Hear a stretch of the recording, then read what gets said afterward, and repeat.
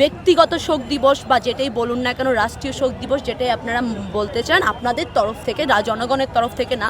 কারণ জনগণের অনেক ক্ষোভ জনগণ দেখিয়ে দিয়েছে অলরেডি। আমরা জনগণের পক্ষ থেকে বা আমাদের পক্ষ থেকে এইটা নিয়ে স্টুডেন্ট হিসেবে আপাতত কোনো রকমের স্টেটমেন্ট জানাতে চাচ্ছি না। সত্যি কথা বলতে যেটা আমরা চেষ্টা করছি, জনগণের ঢল নেমে এসেছে, যেহেতু আমরা মানে বিভিন্নভাবে বিভিন্ন জিনিস থেকে জানতে পেরেছি দুর্বৃত্তকারীরা কোনোভাবে হয়তো বা হামলা করতে পারে। আমরা শান্তিপূর্ণভাবে এখানে দাঁড়িয়ে আছি। যদি কোনো রকমের কোনো সমস্যা আমাদের উপরে হয় বা কোনো রকমের সহিংসতা হয়, আমরা যাতে সবাই একসাথে হাতে হাত রেখে তা রুখে দিতে পারি। আমাদের জনগণের যেই সেফটি তা আমরা যাতে এনশিওর করতে পারি। আমরা একজন আরেকজনের সাথে দেশের মানুষ হিসেবে দেশের মানুষের জানমালের যেই সেফটি তা যেন আমরা এনশিওর করতে পারি, তার জন্য আমরা এখানে এসে দাঁড়িয়েছি সবাই সবার স্থান থেকে।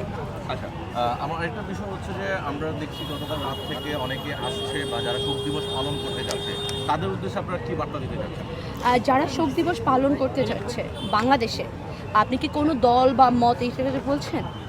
মানে যারা আজকে শোক দিবস চিন্তা করে, আমরা জানি ইতিমধ্যে যে জুলাই মাসটাকে দেশে আমরা শোকের মাস হিসাবে ধরতে পারি, কিন্তু পুরো মাস জুড়ে একটা ম্যাসাকার অবস্থা ছিল এবং দীর্ঘদিন যাবৎ 15 আগস্টে শোক দিবস হিসাবে পালন করে আসছে একটা সেই প্রেক্ষাপটে তাদের উদ্দেশ্যে আপনারা কী বার্তা দিতে চাচ্ছেন?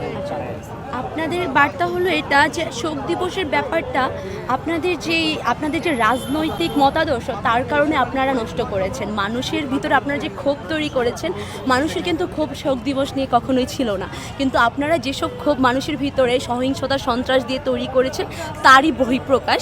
আমরা বলছি না আপনারা আপনাদের যে ব্যক্তিগত শোক দিবস বা যেটাই বলুন না কেন, রাষ্ট্রীয় শোক দিবস যেটাই আপনারা বলতে চান, আপনাদের তরফ থেকে, জনগণের তরফ থেকে না।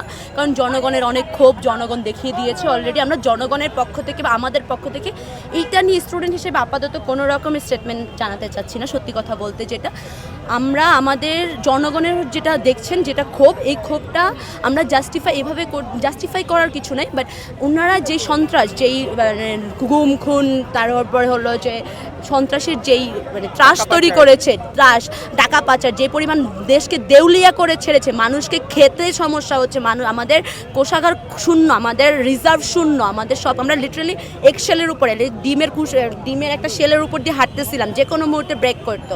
যে এখানে আমাদেরকে দাঁড়া করায় গেছেন, মানুষের এই ক্ষোভ আপনারা তৈরি করছেন। আপনারা মানুষকে এই জায়গায় এসে দাঁড়া করাইছেন যে আপনাদেরকে তারা এখন অসম্মান করছে।